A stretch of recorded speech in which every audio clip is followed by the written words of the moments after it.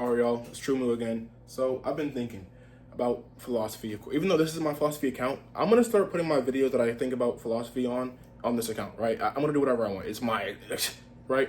But I've been thinking about nostalgia, and because okay, so yes, Joe Bartolozzi posted a video about nostalgia. But besides that, for like the past, I would say several months, I've been thinking, at what point in my life would I return to?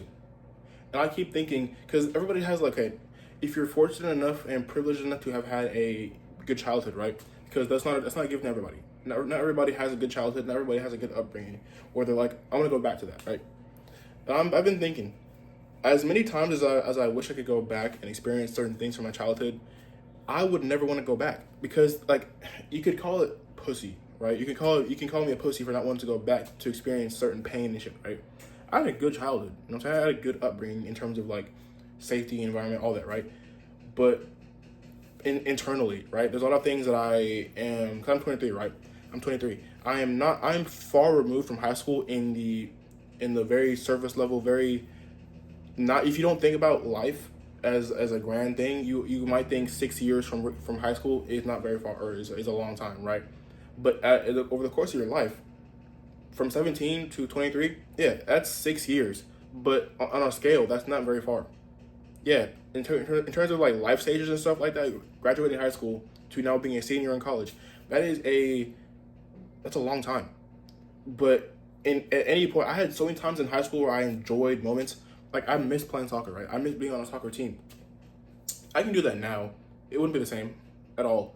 I was not gonna say I was way better, but things are different. There's a reason things happened in the past. Michael Beasley been talking about that recently, right? Yeah, the past needs to have happened for you to be who you are today. And there's so like me saying I wouldn't want to go back to the past. It's not me saying I want to change things. It's not me saying it's just like I wouldn't want to go through those things again. I went through them for not for I mean yeah for a reason, right? But I went through them because that's just my life. That's just life, right? You're gonna have times where because most of the things I don't want to go back to are things that I am not necessarily even like afraid to experience. It's just like internal insecurities, moments of like just general. Because I've never been bullied, right? I was more like a self bully than a person that was bullied, right? And maybe I can thank my height, stature, all that, my physical appearance for that shit, right? Over the course of my life. But it's just like there was times where it's like as happy as I was in those times, as happy as those memories are, as nostalgic as those memories are, I wouldn't want to go back. I wouldn't want to go back. If I could not even watch them, because watching them isn't the same as being like, okay, this doesn't sound crazy, right? But me watching a 5-year-old me enjoy life is not the same as me being a 5-year-old enjoying life. Yeah, I can look back on those fondly, like, you have photo albums, right? You don't look back on those and be like, wow, I'm feeling the exact same way. You're not. Because you don't feel the same, you're not the same person you were yesterday. It's just such a different experience to be like, yeah, nostalgia versus living that life. I would say I would only go back if I was gonna go back in time to experience any kind of like age time period. I would probably go back to like no older than 5 years old, bro. Cause I wasn't conscious up until about 4-ish years old, right?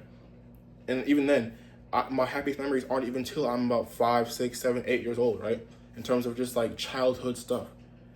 Like after I turned like 12, it went downhill mental health wise. Not saying I was like struggling perpetually, but things didn't start getting, real until after fucking fifth grade, bro. That's just how it is. Because after once it was like fifth grade, I was already forming insecurities in third grade. I was 8 years old, right? I'm saying my lips. Yeah, I got big ass. Yeah, I'm black. Of course, I have big ass lips, right? That was the thing I struggled with in third grade. Once I got to fourth grade, and fifth grade, I wasn't really a big ass kid. Like I wasn't Big X the Plug. Shout out Big X, you know what I'm saying? But it's like I was definitely a flabby ass kid. You know what I'm saying? I wouldn't want to go back to that when I was afraid to. Bruh, I remember specifically, I would be in my classroom, right? Hot, bruh, it's hot as shit in Southern California in the time of year, right? Back in 2010, 11, 12. Hot as shit back in the springtime for some reason. In the classroom, I'm wearing a Hurley jacket, fur on the inside. I'm sweating in the jacket, right? But I'm afraid to take it off because my arms are flabby. Bro, I was 9. Why am I afraid? Why do I feel like insecure? Why am I body shaming myself at 9 years old, right? So I would, even though I was happy outside of school, I'm not saying school was the reason I wasn't unhappy, but in general, you have to experience, if you're going to go back in time, you got to experience all of it. If you can cherry pick, sure. If you can cherry pick life, go ahead and pick those specific instances. But as a whole, I don't want to go back and experience those things. Yeah, I learned from them. I got over them. So many things I got over and got through in life. That does not mean I want to go through them again. Yeah, you only want to go, bruh. Yes, the past and pain is important. The pain is important. Nostalgia, it's nostalgia shrouds the pain of life. It's literally rose tinted glasses. Like, you look back in time and you see your childhood. If you're privileged enough and you're lucky enough to have a good childhood, because it's not everybody doesn't get that, right? But if you had the life where you had a good childhood, you can look back on it and be like, wow, I wish I can go back. Look past those moments of, because think about it, as a kid, time is so different, obviously, right? But as a kid, I remember punishment back in second grade used to be sitting on the curb for 7 minutes. 7 minutes was like an hour to me back then, bro. Now 7 minutes is me literally taking a shit. I'm on the toilet for 30 minutes doing nothing, right? Back then I couldn't sit still for more than 5 minutes, right? But that's because time was different back then, right? So you look back in time, you think these moments that you're so happy are this long period of time. They're not. I'm not trying to be the doomy and gloomy kind of guy, but they're just not that long. There's so, like, this is a very negative video, but it's not. I'm just talking about the real shit, right? Pain is a part of life. You went through so much pain, and like, because you're so much more. If you are developing thicker skin, and if you've already developed that thicker skin, there are points in your life when you got older, as when you were an adolescent and beyond, you know what I'm talking about. You have to develop thick skin. How do you develop thick skin? You have to go through shit with thin skin, with sensitive, sensitivity to yourself, right? I don't become the person I am today if I'm not insecure about my body when I'm 9 years old.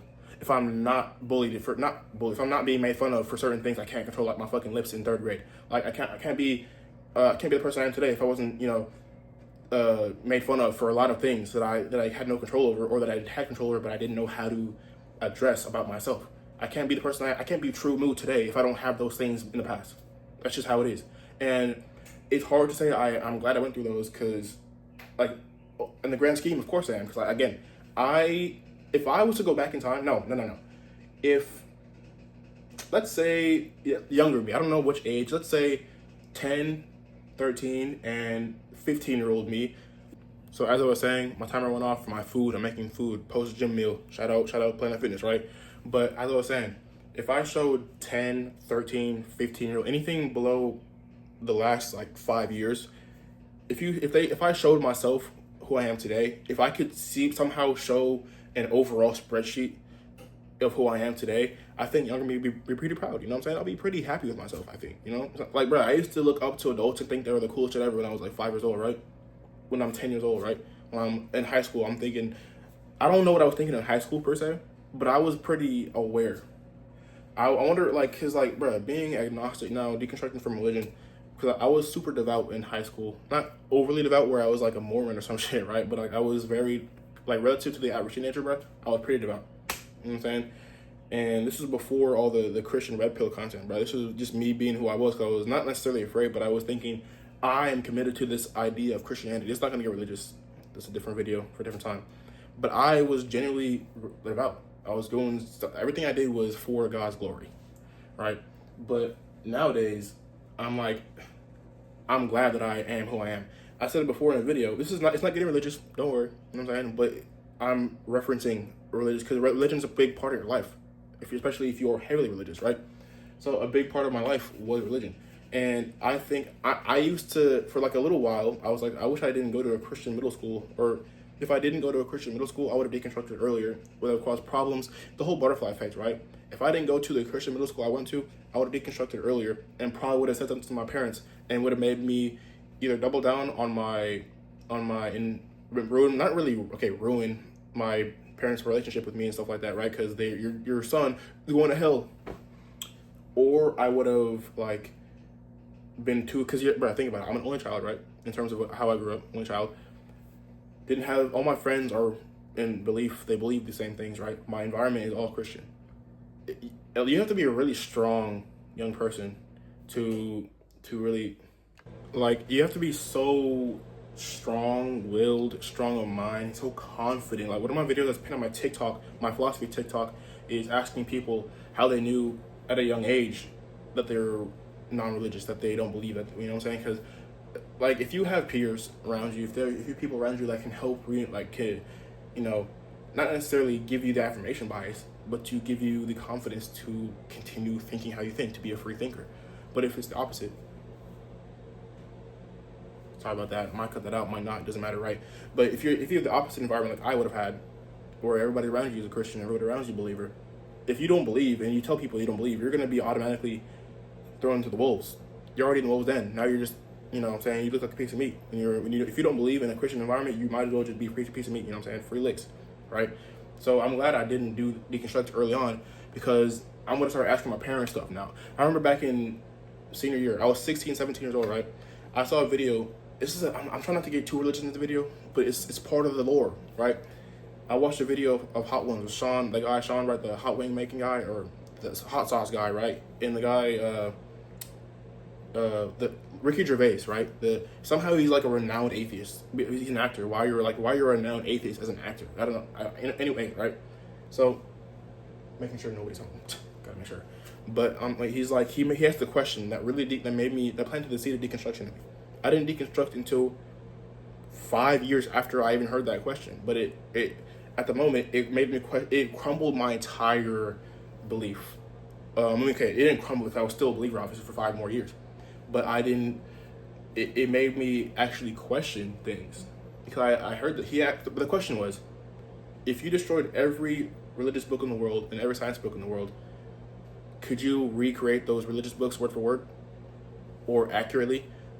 No. Could you do the same thing with the science books and history books? History books is different, because history is documentation. Religious books are also documentation, but they're also fantasy, mythology documentation, right?